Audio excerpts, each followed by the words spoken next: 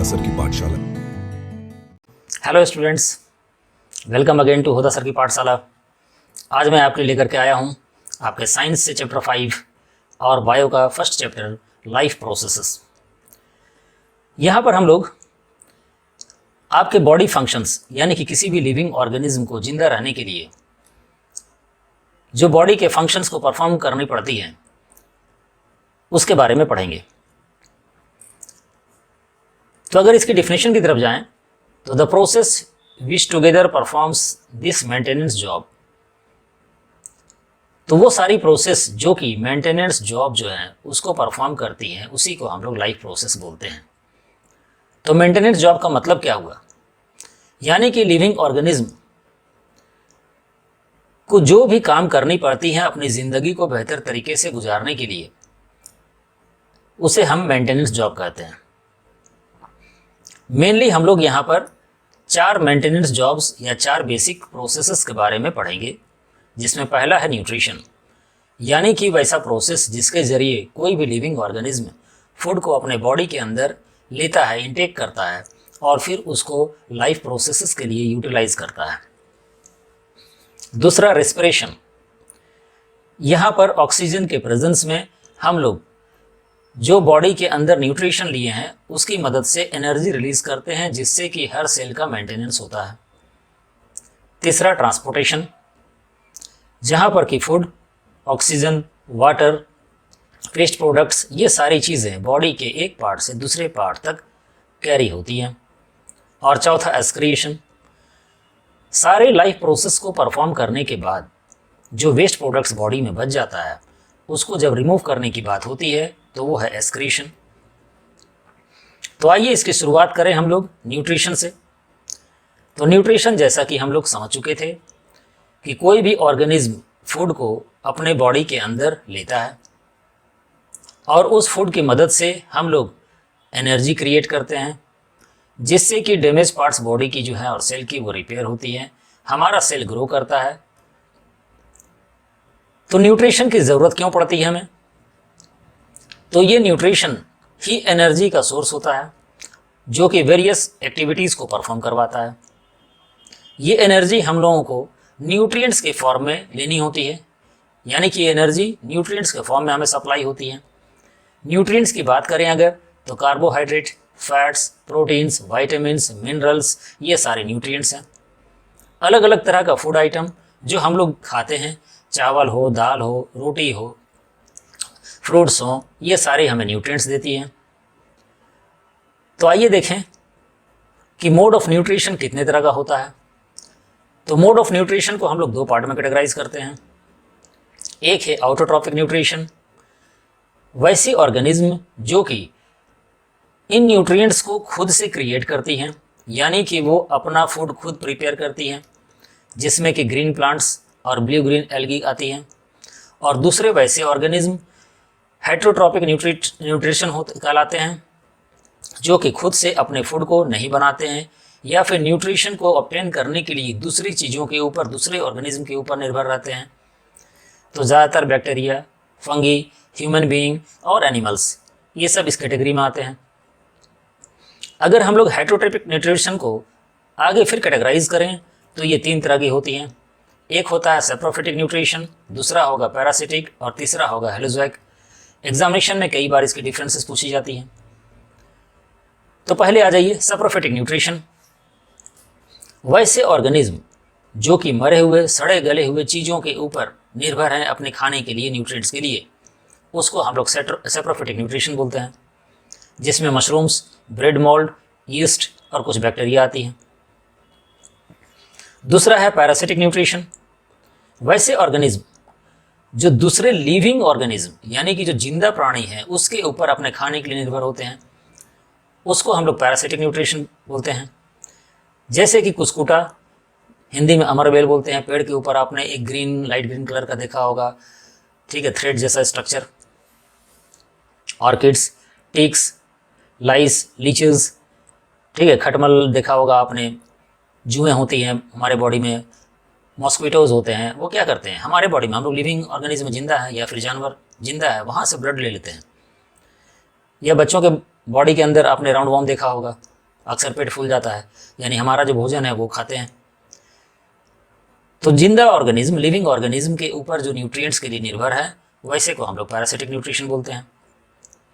और तीसरा कैटेगरी होता है होलोजोइक न्यूट्रिशन का, जहाँ पर कि हम लोग जैसे हैं फूड को मुंह से लेते हैं, फिर वो फूड अंदर जो है जा कर के सिंपलर फॉर्म में कन्वर्ट होती है, फिर उसका एब्जॉर्प्शन होता है, उसके बाद फिर उसका एक्सक्रीशन होता है। तो इस तरह के प्रोसेस को या मेथड को अपनाने वाले ऑर्गेनिज्म होलोजोइक न्यूट्रिशन कहलाते हैं, जिसमें amoeba, paramecium, birds, fishes, animals, ये सारे लोग हैं। नेक्स्ट आइए हम लोग देखें न्यूट्रिशन इन प्लांट्स। जैसा कि हम लोग बचपन से पढ़ते आ रहे हैं कि प्लांट्स में न्यूट्रिशन एक प्रोसेस से होती है, जिस प्रोसेस का नाम है फोटोसिंथेसिस। यानी प्लांट्स अपना फूड खुद से प्रिपेयर करती हैं in the presence of sunlight and chlorophyll, carbon dioxide और वाटर की मदद से। ये फार्मूला है, इसे आप याद रखेंगे। कार्बन डाइऑक्साइड और वाटर प्लांट्स के ग्रीन एरियाज में, खास करके लीफ में, जो उसके ऊपर के सरफेस होते हैं जिसको हम लोग एपिडर्मिस बोलते हैं, इसमें सेल के अंदर क्लोरोप्लास्ट पाए जाते हैं। कई तरह का क्लोरोप्लास्ट होता है, लेकिन जो ग्रीन कलर का क्लोरोप्लास्ट होगा उसी को हम लोग क्लोरोफिल बोलते हैं। इस क्लोरोफिल के एब्सेंस में कोई भी प्लांट अपना फूड प्रिपेयर नहीं कर सकती है। और सनलाइट ज़रूरी है, जहाँ पर लाइट एनर्जी को केमिकल एनर्जी में कन्वर्ट करती है plants in the presence of carbon dioxide and water. तो 6 मॉलिक्यूल ऑफ कार्बन डाइऑक्साइड और 12 मॉलिक्यूल ऑफ वाटर, इसे लेकर प्लांट जो है ग्लूकोज का फॉर्मेशन करती है। प्लांट्स जो है अपने फूड को स्टार्च के फॉर्म में जमा करके रखती हैं। अब यहीं पर क्वेश्चन अराइज होता है कि ह्यूमन बीइंग किस फॉर्म में रखते हैं, तो ह्यूमन बीइंग जो है वो ग्लाइकोजन के फॉर्म में रखते हैं।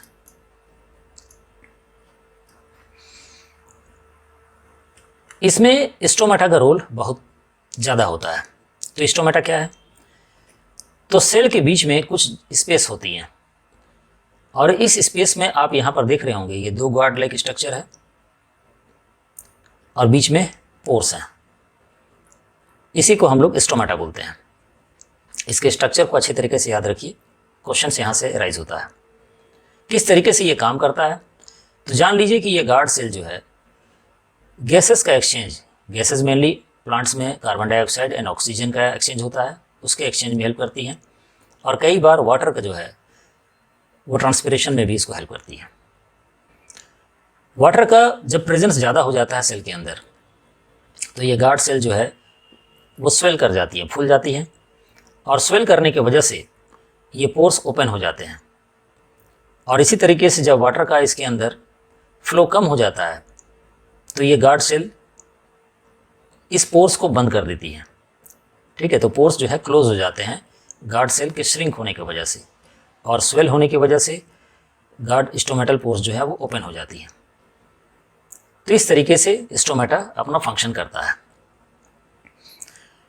नेक्स्ट एक इम्पॉर्टेंट टॉपिक है न्यूट्रिशन इन एमीबा। कई बार एग्जामिनेशन में पूछा गया है, इवन इसके डायग्राम को बनाने के लिए कहा जाता है। तो एमीबा एक यूनिसेलुलर एनिमल है जो कि होलोजोइक मोड ऑफ न्यूट्रिशन को परफॉर्म करता है।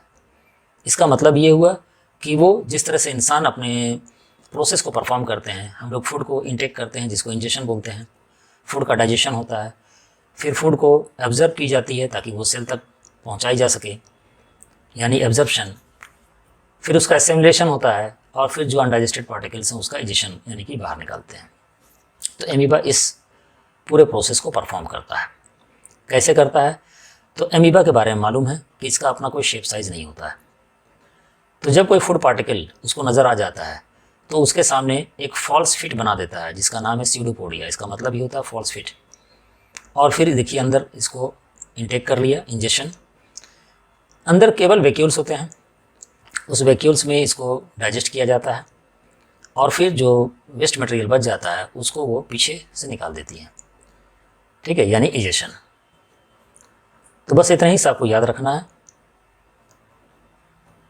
इसके बाद आइए न्यूट्रिशन इन ह्यूमन बीइंग, बहुत इंपॉर्टेंट है। लास्ट ईयर इससे कई क्वेश्चंस पूछे गए हैं। जस्ट इस टॉपिक के बाद हम लोग उस क्वेश्चंस को अटेम्प्ट करेंगे।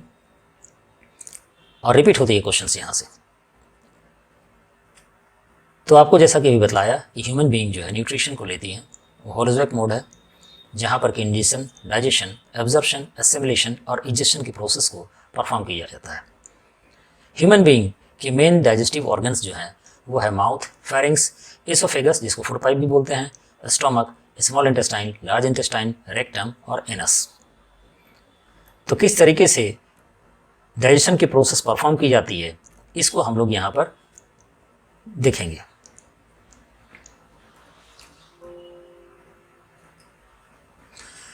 तो सबसे पहले हम लोग किसी भी फूड को अपने दांतों से चबाते हैं, दांत से काटते हैं और उसे चबाते हैं। तो हमारे पास दांत के बारे में भी समझ लीजिए। इंसिजर, कैनाइन, प्रीमोलर और मोलर, ये 4 किस्म के दांत होते हैं हमारे पास। इंसाइजर जो है वो दांत सामने वाले होते हैं जो कि काटने के काम में आते हैं। कैनाइन, कई बार आपको किसी चीज़ को नोचने के लिए साइड वाले दांत का इस्तेमाल करना पड़ा हो, कैनाइन है। प्रीमोलर, वो उसको दबाने के काम में आता है, और मोलर उसको बढ़िया से ग्राइंडिंग करने के काम में आता है। जैसे ही हम फूड को मुंह के अंदर डालते हैं तो हमारे मुंह के अंदर ज़बान के ऊपर और नीचे न्यूमरस सैलिवरी ग्लैंड्स मौजूद हैं। ये सैलिवरी ग्लैंड्स सैलिवरी एमाइलेज नाम का एक एंजाइम सीक्रेट करती है।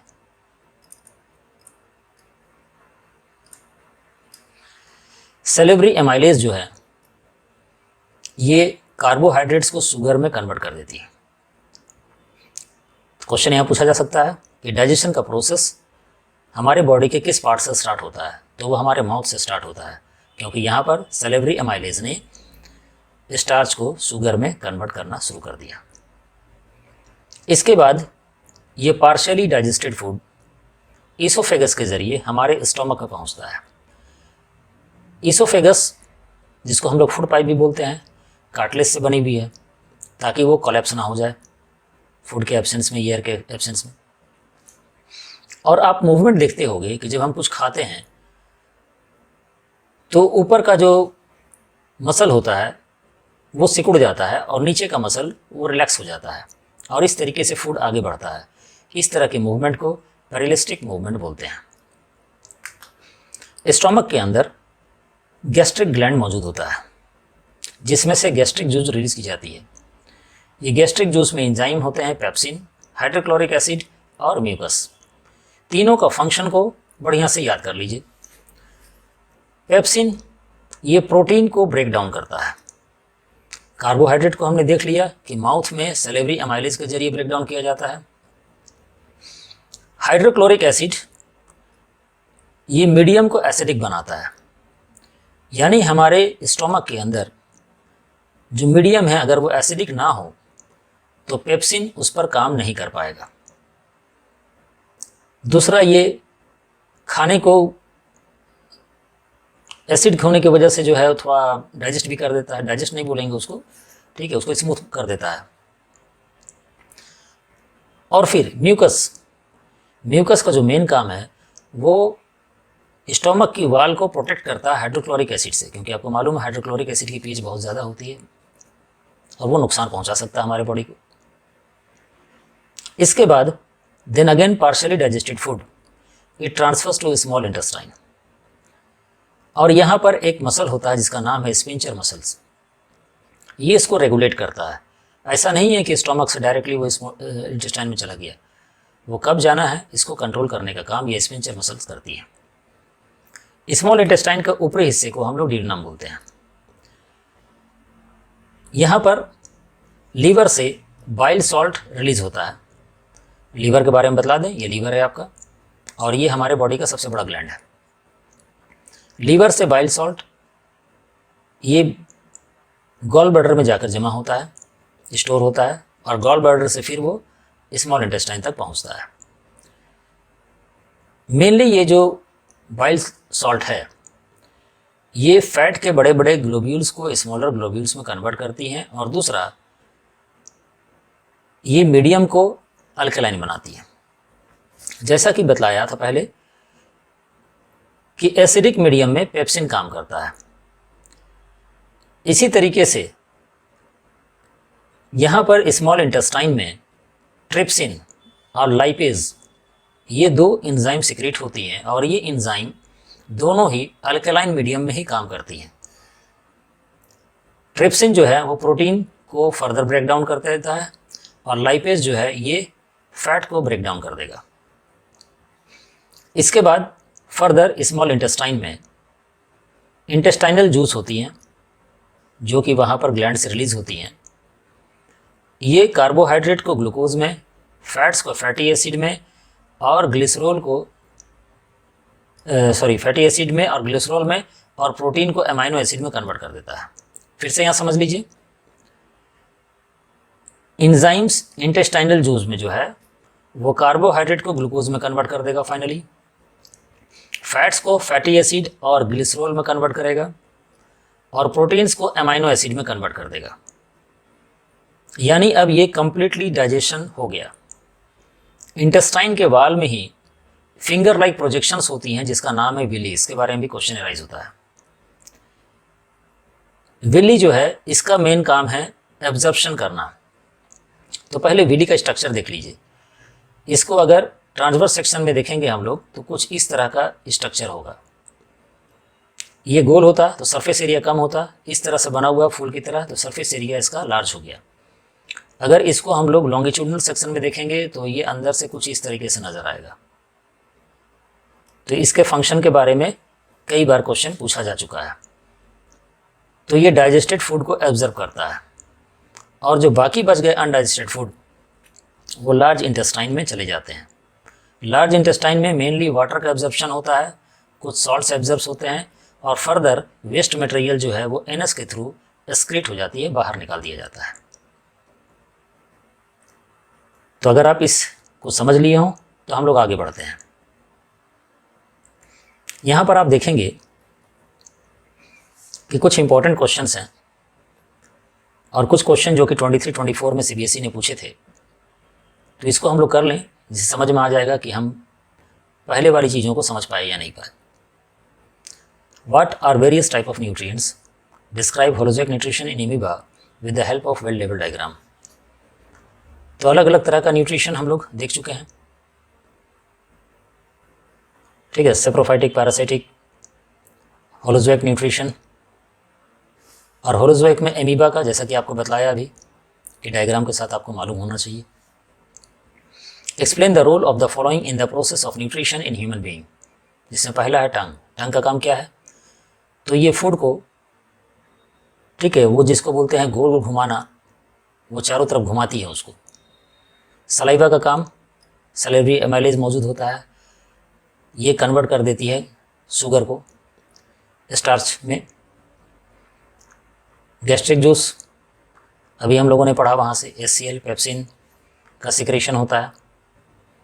लीवर, अभी पढ़ा, ये मीडियम को अल्कलाइन करने के लिए बाइल जूस का सिक्रेशन करती है। पैनक्रियास, ये ट्रिप्सिन लाइपेज का सिक्रेशन करती है, जहाँ पर कि फैट और प्रोटीन का फर्दर ब्रेकडाउन होता है। विली, ये इंटेस्टाइन के सरफेस एरिया को बढ़ाता है और एब्जॉर्प्शन के काम में आता है। नेक्स्ट है, name any 3 glands associated with digestion in human, right the name of enzymes secreted by them. तो कोई भी 3 ग्लैंड का नाम लिख लीजिए। इसमें आप जो है सलेवरी ग्लैंड का नाम लिख सकते हैं, पैनक्रियास का नाम लिख सकते हैं आप, इसमें जो है गैस्ट्रिक ग्लैंड का नाम लिख सकते हैं, और कौन कौन सा उसमें एंजाइम सिक्रेट होता है वो लिख देना है आपको। What will happen if mucus is not secreted by the gastric gland? तो उससे क्या होगा? हमारे स्टोमक के वॉल को हाइड्रोक्लोरिक एसिड से बहुत ज़्यादा नुकसान पहुंचेगा, क्योंकि म्यूकस का वही काम है प्रोटेक्शन देना। Second, villi is absent in the small intestine, तो फूड का एब्जॉर्प्शन नहीं हो पाएगा। हम लोग खाना ज़रूर खाएंगे, लेकिन वो खाना हमारे एनर्जी के फॉर्म में जो पहुंचना चाहिए सेल तक, वो बहुत कम पहुंच पाएगा। नेक्स्ट आइए, bile juice contains no digestive enzyme yet it is important for digestion, justify the statement. 24 में इस साल पूछा गया था। बाइल जूस डाइजेस्टिव एंजाइम नहीं है, लेकिन डाइजेस्टिव एंजाइम को परफॉर्म करने के लिए मीडियम को अल्कलाइन होना ज़रूरी है, और वो मीडियम को अल्कलाइन करने के लिए बाइल जूस जो है बाइल सॉल्ट का सिक्रेशन करती है। What is the name of enzyme present in the fluid in our mouth cavity? तो उस एंजाइम का नाम सेलेब्रियम माइलेज है। What is the gland which produce it? तो वो सेलेब्री ग्लैंड है उसका नाम। What would happen to the digestion process if this gland stops secreting these enzymes? तो कार्बोहाइड्रेट का प्रॉपर डाइजेशन नहीं हो पाएगा। तो स्टूडेंट्स, अगर आपको चैनल हमारा पसंद आ रहा हो तो इसे प्लीज़ लाइक करें, सब्सक्राइब करें। अगर कुछ और बेहतर चाहते हैं तो कमेंट करें आप। आगे बढ़ते हैं हम लोग रिस्पिरेशन में। डिफिनेशन में है, respiration is a biological process by which glucose is oxidized to release energy in the form of ATP, which is the energy currency of the cell। ये एक बायोलॉजिकल प्रोसेस है जहां पर कि ग्लूकोज का ऑक्सीडेशन होता है और एनर्जी रिलीज होती है एटीपी के फॉर्म में। तो आपको बतला दें कि जो डाइजेस्टेड फूड है वो ब्लड वेसल्स के जरिए हमारे सेल तक पहुंचती है। हमारे सेल में माइटोकॉन्ड्रिया नाम का एक सेल ऑर्गेनेलिज है, ठीक है। कुछ स्ट्रक्चर इस तरीके से आपको उसका दिखलाई पड़ेगा, क्लास 9 में आपने पढ़ा होगा। माइटोकॉन्ड्रिया में ऑक्सीजन के प्रेजेंस में एटीपी के फॉर्म में वहाँ पर एनर्जी जमा होती है, और ऑक्सीजन के प्रेजेंस में इसकी बॉन्ड टूट जाती है और ये एडीपी में कन्वर्ट हो जाता है। एटीपी का फॉर्म है एडिनोसिन ट्राइफॉस्फेट, और ये एडिनोसिन डाइफॉस्फेट में रिलीज होता है और बहुत सारी एनर्जी जो है वो रिलीज होती है, और इस एनर्जी का यूटिलाइजेशन सेल करती है अपने लाइफ प्रोसेस के लिए। तो रिस्पिरेशन जो है अलग अलग कंडीशन में अलग अलग तरीके से हमारे बॉडी में परफॉर्म होती है, या ऑर्गेनिज्म जो है परफॉर्म करते हैं। जैसे कि ऑक्सीजन के प्रेजेंस में जब रिस्पिरेशन हो तो उसको हम लोग एरोबिक रिस्पिरेशन बोलते हैं, लेकिन ऑक्सीजन के एब्सेंस में या लैक ऑफ ऑक्सीजन, उसकी कमी होने पर जो रिस्पिरेशन होगा उसको एनएरोबिक रिस्पिरेशन बोलते हैं। अब यहाँ पर ध्यान दीजिए, 3 तरह के रिस्पिरेशन है इस चार्ट में, और ये बहुत इंपॉर्टेंट चार्ट है। क्वेश्चन इसके ऊपर पूछा जा चुका है और रिपीट भी हो सकता है ये, चूँकि हमको मालूम है कि शुगर ग्लूकोज के फॉर्म में हमारे बॉडी में मौजूद होता है। 6 कार्बन मॉलिक्यूल है, C6H12O6। तो हमारे साइटोप्लाज्म में ये पायरूवेट में कन्वर्ट हो जाता है 3 कार्बन मॉलिक्यूल में। इसको अगर बोलें तो C3H4O3 इसका फॉर्मूला है, और एनर्जी रिलीज होती है। कुछ ऑर्गेनिज्म ऐसे हैं जो कि ऑक्सीजन के एब्सेंस में रिस्पिरेशन करते हैं, जैसे कि एक यूनिसेलुलर ऑर्गेनिज्म है, एक फंगस है जिसका नाम है यीस्ट, हिंदी में उसको खमीर बोलते हैं। हम लोग ब्रेड या फिर केक वगैरह बनाने में इसका इस्तेमाल करते हैं। ऑक्सीजन के एब्सेंस में ये पायरूवेट को इथेनॉल में कन्वर्ट कर देता है, ठीक है, C2H5OH, और कार्बन डाइऑक्साइड रिलीज करता है और एनर्जी। यहाँ से क्वेश्चन बन जाता है कि हमें ब्रेक जो है, ब्रेड बनाते हैं हम लोग या फिर केक बनाते हैं, वो पल्पी क्यों होता है, या फिर ईस्ट का इस्तेमाल उसमें क्यों किया जाता है। तो जब हम लोग उसके मटेरियल को बनाते हैं और उसमें पानी मिलाते हैं तो ईस्ट मिला देते हैं थोड़ा सा। अब वहाँ पर क्या होगा कि ईस्ट रिस्पिरेशन करेगा और कार्बन डाइऑक्साइड रिलीज करेगा। वाटर मॉलिक्यूल की प्रेजेंस में वो कार्बन डाइऑक्साइड बाहर नहीं निकल पाता है, और जब उसको बेक करते हैं तो वो बड़ा स्पॉन्जी हो जाता है। दूसरा ये लैक ऑफ ऑक्सीजन। कई बार ऐसा होता है कि हम बहुत ज़्यादा मेहनत करते हैं, बहुत तेज़ी से भाग रहे हैं, बहुत ज़्यादा भाग लिए, तो उस वजह से हमारी सांस फूलने लगती है। हमारे बॉडी को ज़्यादा एनर्जी की ज़रूरत होती है, और एनर्जी बिना ऑक्सीजन के, यहाँ जैसा कि आपको बतलाया, ये एटीपी को एडीपी में कन्वर्ट नहीं कर पाएगा। तो हमें ज़्यादा ऑक्सीजन की ज़रूरत होती है, तो हम नाक के अलावा मुंह से सांस लेने लगते हैं, लेकिन उसके बाद भी बॉडी के अंदर ऑक्सीजन की कमी हो जाती है। तो लैक ऑफ ऑक्सीजन में हमारे मसल सेल में क्रैम्प्स आ जाते हैं, क्योंकि वहाँ पर लैक्टिक एसिड का फॉर्मेशन हो जाता है, C3H6O3, और एनर्जी रिलीज होता है, और इस वजह से हमें कई दिनों तक दर्द महसूस होता है उस मस्कुलर पार्ट में, इस लैक्टिक एसिड के जमा हो जाने की वजह से। और तीसरा जो हम लोग नॉर्मल रेस्पिरेशन करते हैं, जो कि हमारे बॉडी सेल के अंदर माइटोकॉन्ड्रिया वहाँ पर होती है, जहाँ पर ऑक्सीजन के प्रेजेंस में कार्बन डाइऑक्साइड, वाटर और एनर्जी रिलीज होता है। एक क्वेश्चन फिर से बनता है, एक्वेटिक एनिमल्स, पानी में रहने वाले एनिमल्स जो हैं, आपने देखा होगा मछलियों को बहुत तेज़ी के साथ वो सांस लेती है, वो टेरेस्ट्रियल ज़मीन पर रहने वाले एनिमल्स की बनिस्पत ज़्यादा तेज़ी से सांस क्यों लेती है? इसका आंसर है हवा में ऑक्सीजन की मौजूदगी ज़्यादा है, जबकि पानी में उसका प्रेजेंस बहुत कम है। इस वजह से उनको ज़्यादा तेज़ी से पानी के अंदर सांस लेने की ज़रूरत पड़ती है, ताकि सफिशिएंट ऑक्सीजन उनको मिल सके।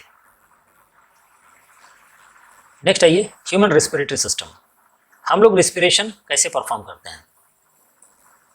तो हमारा रेस्पिरेटरी सिस्टम जो है वो नॉस्ट्रिल, नसाल cavity, pharynx, लैरिंग्स, trachea, bronchi, bronchioles, lungs और डायफ्राम से मिलकर के बना हुआ है। एयर हमारे नॉस्ट्रिल से अंदर की तरफ जाती है और फिर यहाँ पर दे रहे हैं फेरिंग्स और लैरिंग्स से होते हुए ये ट्रैकिया तक पहुँचती है। ट्रैकिया के बारे में आपको बतलाया था, ये रिंग ऑफ कार्टिलेज है, कार्टिलेज से बनी हुई है। कार्टिलेज से बनी नहीं अगर हो तो ये कोलैप्स होने का इसका डर रहता है। इसके बाद फिर ये आगे बढ़ता है तो ये ब्रांच में, 2 ब्रांच में कन्वर्ट हो जाता है, इसको हम लोग ब्रोंकी बोलते हैं। ये फर्दर कई ब्रांचेज में कन्वर्ट हो जाती हैं, जिसको हम लोग ब्रोंक्यूल्स बोलते हैं। इसके आगे एल्वियोलर सैक होता है, इस तरह का स्ट्रक्चर, जिसमें बहुत सारी एल्वियोली पाई जाती हैं। इस एल्वियोली में यहाँ पर जो है ब्लड वेसल्स होती हैं लगे हुए सब तरफ से।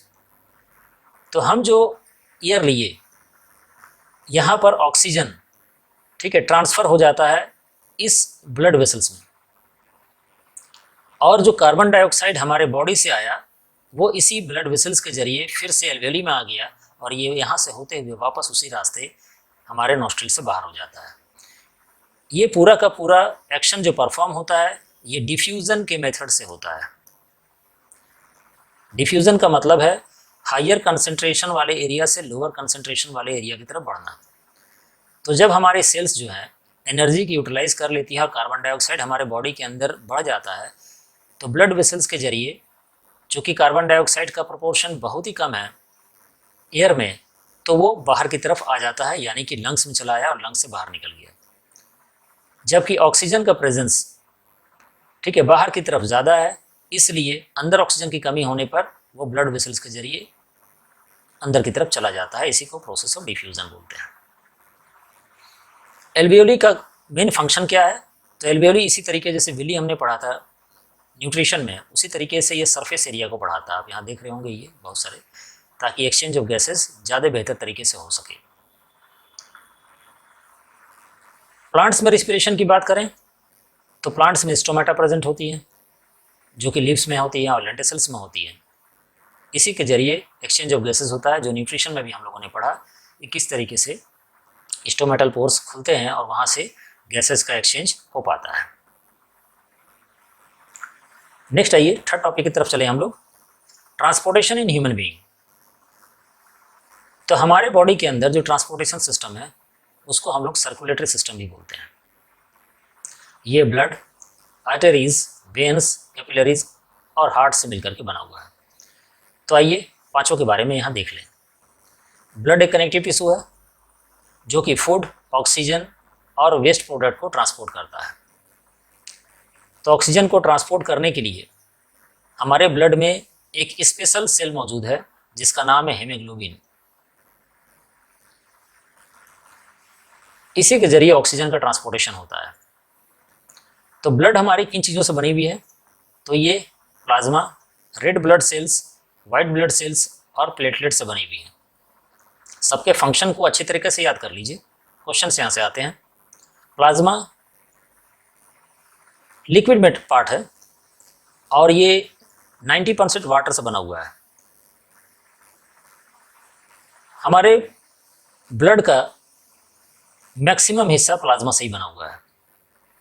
ये फूड, वाटर, कार्बन डाइऑक्साइड और नाइट्रोजनस वेस्ट को ट्रांसपोर्ट करने के काम में आता है। रेड ब्लड सेल्स, जैसा कि अभी आपको बतलाया, ये रेड हीमोग्लोबिन के प्रेजेंस की वजह से रेड होता है। ये ऑक्सीजन को ट्रांसपोर्ट करने के काम में आता है। वाइट ब्लड सेल्स, ये हार्मफुल माइक्रोब्स को मार देते हैं और हमारे बॉडी को प्रोटेक्शन देता है, यानी कि इम्यूनिटी सिस्टम को बेहतर बनाने के काम में आता है।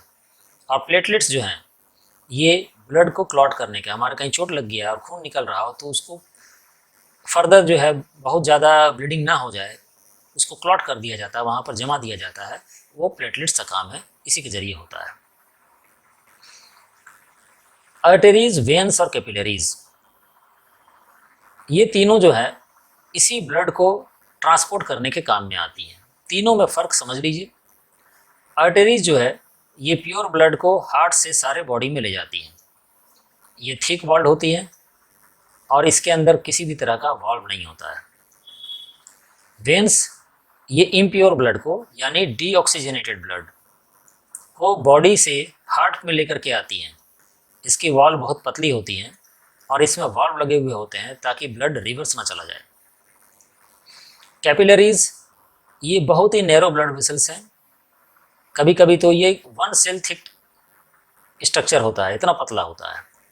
ये आर्टरीज और वेन्स के साथ जुड़ी हुई होती हैं और ये food, water, oxygen, carbon dioxide को एक्सचेंज करने के काम में आता है।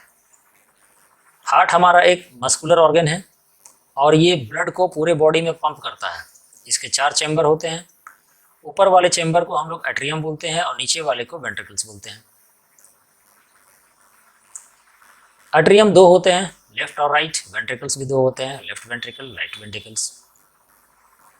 जो वेंट्रिकल लेफ्ट वाला होता है, जो कि पंप करता है ब्लड को पूरे डिफरेंट ऑर्गन्स में, वो सबसे ज़्यादा ठीक है वहाँ पर। लेफ्ट और राइट चैम्बर, इसको सेपरेट करता है सेप्टम, और सेप्टम का मेन काम है कि ऑक्सीजनेटेड और डीऑक्सीजनेटेड ब्लड मिक्स ना हो जाए, इसलिए ये दीवार की तरह वहाँ पर काम करता है। अब आइए वर्किंग ऑफ हार्ट को देख लें। तो आप यहाँ पर स्ट्रक्चर को समझ लें। अगर ये स्ट्रक्चर आप समझ जाएंगे तो ऑटोमेटिक आप इसके फंक्शन को लिख पाएंगे। आजकल जिस तरह से क्वेश्चंस पूछी जा रही हैं 2023 के बाद से न्यू पैटर्न में, उसमें आपको लंबे क्वेश्चंस नहीं आते हैं, यानी कि पूरा वर्किंग को आपको समझाने के लिए नहीं आएगा। उसमें डायग्राम दे दिया जाता है और पूछा जाता है कि बताइए, जैसे यहाँ पर 1 कर देंगे, आपको समझना होगा ये 1 एओर्टा है, इसका फंक्शन बताइए। 2 कर देगा यहाँ पर वेना कावा, इसका फंक्शन बताइए। 3 यहाँ पर सेप्टम में कर देगा, नाम लिखिए क्या है ये और इसका फंक्शन बताइए। क्वेश्चन इस तरीके से आ रहे हैं, इसलिए पॉइंट वाइज आप यहाँ पर स्क्रीनशॉट लेकर के नोट्स बना लें। अब इसको समझें आप। यहाँ पर आप देखिएगा वेना कावा और ये नीचे है, इसलिए vena cava from lower body part और vena cava from upper body part. ये हार्ट के ऊपर वाले हिस्से से डीऑक्सीजनेटेड ब्लड को, यानी कि जिसमें कार्बन डाइऑक्साइड की मौजूदगी ज़्यादा होती है, वैसे ब्लड को ले करके राइट एट्रियम में आती है और ये बॉडी के नीचे वाले हिस्से से इसको लेकर के राइट एट्रियम में आती है। राइट एट्रियम से ये चला जाता है यहाँ पर राइट वेंट्रिकल में। यहाँ पर आप देखेंगे एक वाल्व लगा हुआ है जिससे कि ये ब्लड वापस नहीं जा पाता है। फर्दर यहाँ से आप देखेंगे कि राइट वेंट्रिकल से ये पंप हो करके और फिर पुल्मोनरी आर्टरीज के जरिए ये चला गया ऊपर लंग्स में। यहाँ पर आप देखिए इसको इस तरीके से, ठीक है। तो जो पुल्मोनरी वर्ड है ये लंग्स से रिलेटेड है, तो पुल्मोनरी का मतलब है कि ये लंग्स की तरफ जा रहा है या लंग्स से आ रहा है, इसको आप ध्यान में रखेंगे। अब लंग्स में यहाँ पर डीऑक्सीजनेटेड ब्लड जो है वो चली जाएंगी और ऑक्सीजनेटेड ब्लड, ऑक्सीजन वाली ब्लड जो है वो आएगी। तो ऑक्सीजन वाली ब्लड ये आती है यहाँ पर पुल्मोनरी वेन से। पुल्मोनरी वर्ड फिर से आया, यानी वहाँ से आ रही है। कहाँ पर आएंगे ये? लेफ्ट एट्रियम में। लेफ्ट एट्रियम से फिर ये नीचे की तरफ लेफ्ट वेंट्रिकल में आएगी। ये वॉल्व यहाँ पर बंद हो जाएगा और लेफ्ट वेंट्रिकल इसको यहाँ से पंप करेगा और ये एओर्टा से हमारे बॉडी में, बॉडी के डिफरेंट पार्ट्स में ब्लड का सर्कुलेशन कर देंगी। यहाँ पर आपको ध्यान ये देना है, अभी हम लोगों ने पढ़ा था कि पुल्मोनरी आर्टरीज जो हैं वो ऑक्सीजनेटेड ब्लड को लेकर के जाती हैं, लेकिन ये एक्सेप्शन है, पुल्मोनरी आर्टरी डीऑक्सीजनेटेड ब्लड को लेकर जाती है। और इसी तरीके से पुल्मोनरी वेन्स जो है ये ऑक्सीजनेटेड ब्लड को लेकर के आती है, जबकि अभी हम लोगों ने पढ़ा था कि वेन्स डीऑक्सीजनेटेड ब्लड को कैरी करती हैं। तो ये एक्सेप्शन है, ये दोनों एक्सेप्शन को आप याद रखेंगे। अब आइए डबल सर्कुलेशन। हमारा जो हार्ट है ये 4 चैम्बर है, यहाँ पर आप देख रहे होंगे 1 2 3 4, और ये जो है 2 सर्कुलेशन करती है, यानी हार्ट से 2 बार सर्कुलेशन होता है ब्लड का। कैसे होता है तो इस डायग्राम समझिए। ये हमारा हार्ट है, ये डीऑक्सीजनेटेड ब्लड वेना कावा के जरिए हमारे हार्ट में आया। ये हार्ट से राइट वेंट्रिकल से होते हुए ये लंग्स की तरफ जाएगा और फिर यहाँ से डीऑक्सीजनेटेड ब्लड ऑक्सीजनेटेड में कन्वर्ट होगा और ये फिर से हार्ट में आएगा। तो ये एक साइकिल हो गया। अब यहाँ पर एओर्टा से ये ऑक्सीजनेटेड ब्लड फिर बाहर निकलेगा और पूरे बॉडी में जाएगा, और पूरे बॉडी में ये यहाँ पर आप देख रहे होंगे ब्लड वेसल्स हैं, इससे फिर से डीऑक्सीजन ब्लड को लेकर के और ये हार्ट में चला आएगा। तो ये दूसरा सर्कुलेशन हो गया। तो इस तरीके से हम लोग देखते हैं कि हमारे बॉडी में ह्यूमन हार्ट जो है वो डबल सर्कुलेटरी सिस्टम पर काम करता है। तो in human heart blood passes through twice, 2 बार पास करता है हार्ट से एक कार्डियक साइकिल में, और इस तरह के सर्कुलेशन को हम लोग डबल सर्कुलेशन बोलते हैं। ये इंश्योर करता है कि ऑक्सीजनेटेड और डीऑक्सीजनेटेड ब्लड जो है वो अलग अलग रहें, और खास करके वार्म ब्लड एनिमल्स जिसमें कि हम लोग आते हैं, एनिमल्स हैं जो भी बर्ड्स हैं, वहाँ पर ये बहुत ज़रूरी होता है क्योंकि हमें एनर्जी की बहुत ज़्यादा ज़रूरत है।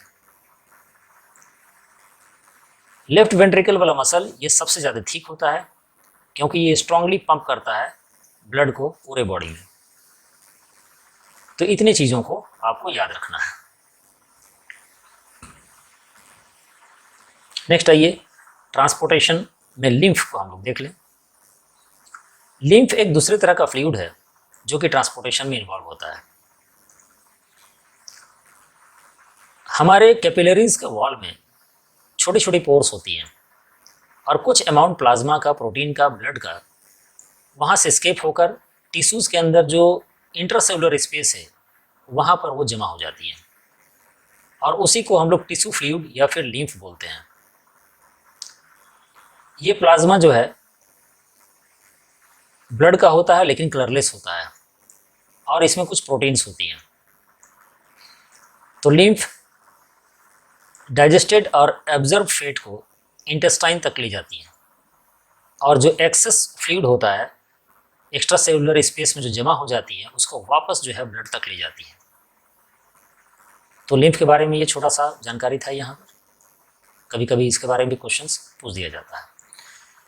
नेक्स्ट आइए ट्रांसपोर्टेशन इन प्लांट्स। प्लांट्स में ट्रांसपोर्टेशन मेनली 2 वैस्कुलर टिश्यूज से होती है, जाइलम और फ्लोएम। क्लास 9 में आपने इसके बारे में पढ़ा होगा।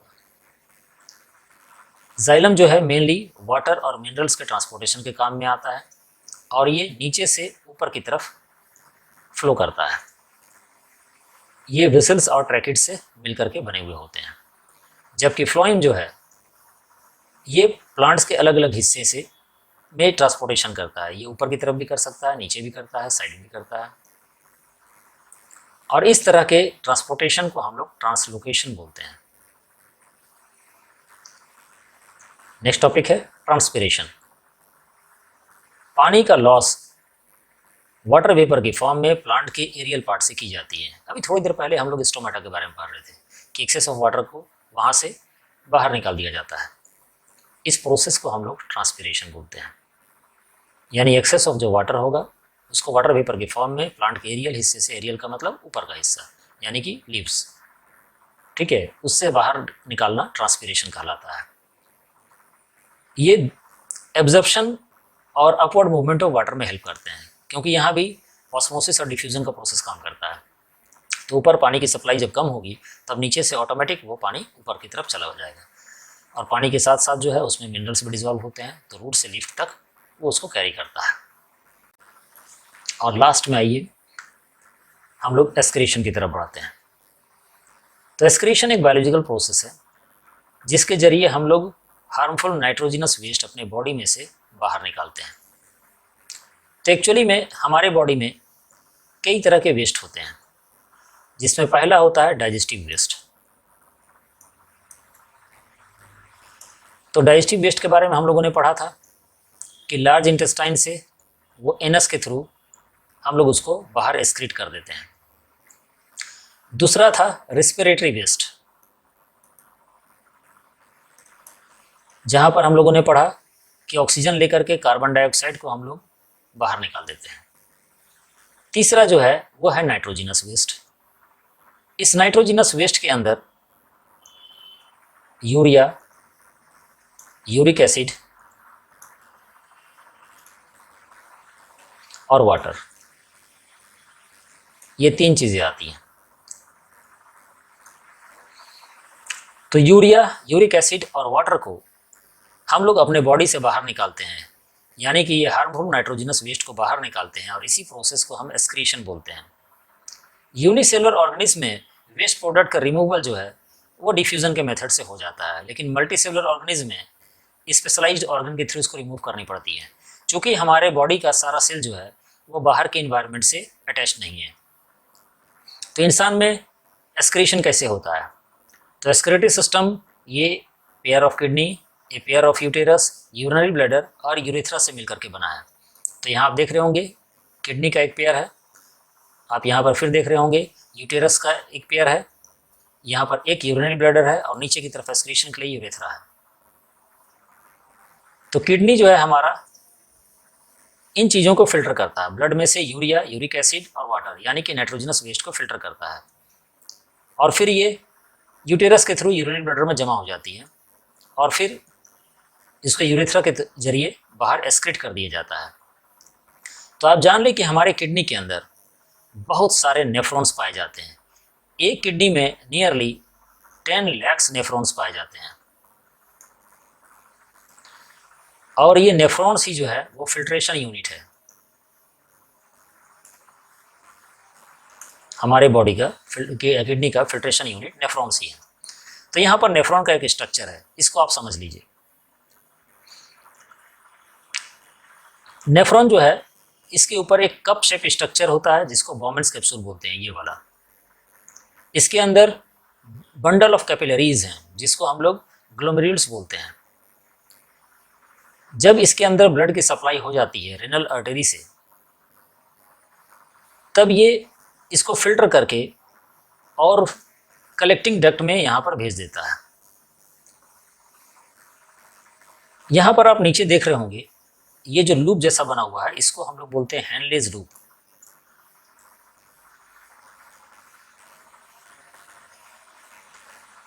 यहाँ पर रीअब्जॉर्प्शन होता है ग्लूकोज का, ठीक है। हैंडलेज लूप में आप देख रहे होंगे यहाँ पर ग्लूकोज का और अमीनो एसिड का रीअब्जॉर्प्शन होता है और फिर फाइनली यूरिया, यूरिक एसिड और वाटर को एकदम अलग कर दिया जाता है और फिर इसको किडनी से बाहर निकाल दिया जाता है, जहाँ पर कि यूरेथ्रा से ये फाइनली एक्सक्रीट हो जाती है। अब आइए एक्सक्रीशन इन प्लांट देख लें। प्लांट में रिस्पिरेशन के प्रोसेस में carbon dioxide as a by product stomata के थ्रू बाहर निकाल दिया जाता है और जब प्लांट फोटोसिंथेसिस करती है तो oxygen as a by product बाहर निकलता है। वैसे कई केस में इन दोनों का इस्तेमाल प्लांट्स जो है खुद से कर लेती हैं। एक्सेस वाटर जो है उसको भी स्टोमेटा के थ्रू निकाला जाता है बाहर, जिस प्रोसेस को अभी हम लोगों ने पढ़ा, ट्रांसपिरेशन कहते हैं। कई बार वेस्ट प्रोडक्ट जो है वो लीव्स में स्टोर होकर रहती हैं और इसके वजह से लीव्स जो है सूख जाती हैं और गिर जाती हैं नीचे। वेस्ट प्रोडक्ट को वैक्यूल्स में प्लांट के सेल के अंदर होता है, उसमें वेस्ट के प्रोडक्ट को स्टोर करके रखा जाता है। कई बार वेस्ट प्रोडक्ट गम्स और रेसिन्स के फॉर्म में स्टोर होती हैं पुराने जाइलम सेल्स में और फिर रूट्स के थ्रू भी इसको रिमूव किया जाता है। तो आइए कुछ इंपॉर्टेंट क्वेश्चन देख लें। Why is diffusion insufficient to meet the oxygen requirement of multicellular organism like human? तो यूनिसेलुलर ऑर्गेनिज्म में सेल का जो स्ट्रक्चर होता है वो बाहर के एनवायरनमेंट के कांटेक्ट में होता है, इसलिए डिफ्यूजन आसानी से काम करता है। हमारा बॉडी ट्रिलियंस ऑफ सेल से बना हुआ है और केवल बाहर वाले सेल के जो हैं यानी कि कुछ बिलियन सेल्स जो हैं वही इन्वायरमेंट के कांटेक्ट में है, बाकी कांटेक्ट में नहीं है। इसलिए डिफ्यूजन का प्रोसेस इनसफिशिएंट होता है मल्टीसेलुलर ऑर्गेनिज्म में। In mammals and birds, why it is necessary to separate oxygenated and deoxygenated blood? Mammals और बर्ड्स, इनको एनर्जी की ज़्यादा ज़रूरत पड़ती है। बर्ड्स उड़ती हैं, मैमल्स जो है दौड़ते हैं, दिन भर एक्टिविटीज़ करते रहती हैं, इसलिए बहुत ज़रूरी होता है कि ऑक्सीजनेटेड और डीऑक्सीजनेटेड ब्लड को अलग रखा जाए। Give one reason why multicellular organisms require special organ for exchange of gases between their body and their environment. ठीक है, तभी हम लोगों ने इसको पढ़ा था। Describe the structure and functioning of nephrons. तो नेफ्रॉन अभी हम लोग उसको देखे थे यहाँ पर। ठीक है, इसके स्ट्रक्चर को आपको याद रखना है। इसके अंदर कुछ चीज़ों को खास करके ये वाला हिस्सा आप देख लें, बॉमेंस कैप्सूल, ग्लोमेरुल्स, ठीक है, यहाँ पर कैपिलरीज और ये हैनलेज लूप और इनके फंक्शन, इसको आपको याद रखना होगा। इसके बारे में क्वेश्चंस पूछे जा सकते हैं। तो स्टूडेंट्स, आपको अगर हमारा क्लास अच्छा लगा हो तो आप हमारे चैनल को सब्सक्राइब कीजिए, लाइक कीजिए। हम कोशिश कर रहे हैं कि आपको क्लास 10 के लगभग सारे सब्जेक्ट्स, ये सारे चैप्टर्स प्रोवाइड कर दिए जाएं एग्ज़ामिनेशन से पहले। आपका कमेंट हमें इनकरेज करेगा ऐसा करने के लिए। तब तक के लिए आप सबों को थैंक यू वेरी मच।